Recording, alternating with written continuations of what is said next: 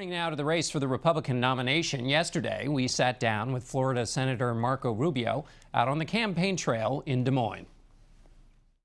Senator, I want to start with the news that the United States is sending 50 special operations forces into Syria. Is that enough?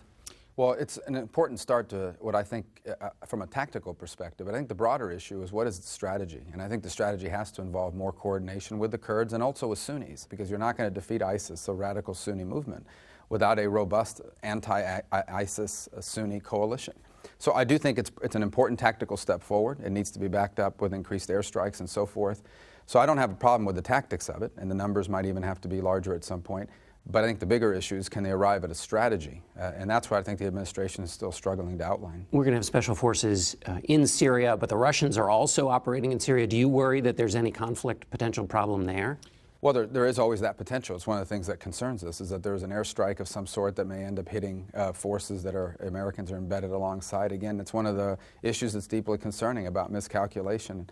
But on the other hand, ISIS will not be defeated unless they are confronted by an organized anti-ISIS Sunni movement, and that won't happen without American assistance at some significant level, like what you're seeing proposed now. Donald Trump says no American assistance. He says let the Russians fight ISIS and that's fine with us. Well, the problem with it is, number one, the Russians aren't necessarily targeting ISIS right now. They're targeting non-ISIS rebels, and it's part of an effort to wipe out any non-ISIS fighters on the ground so they can turn to the world and say that the only choices are either Assad or ISIS.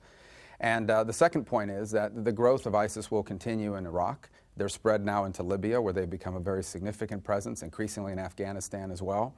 And they're using all these operating bases not simply to conduct regional efforts, but also to grow, recruit people online to attack us here in the United States. How much should the United States be worried, American voters be worried about the Russian presence in the Middle East, increased presence in Syria? Well, their goals are very different than ours. Their goals are primarily threefold. One are domestic for Russia. I mean, Putin wants to be viewed as an important international leader on par with the United States. Part of it is about deflecting attention away from Ukraine, but part of it is about becoming a regional power that replaces the United States in terms of a power broker in the region and its direction.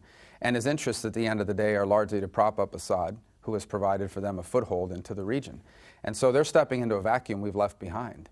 In an ideal world, you would be able to work with Russia to defeat radical jihadists, but that's not their goal immediately. Their immediate goal is the propping up of Assad because it's a client state for them.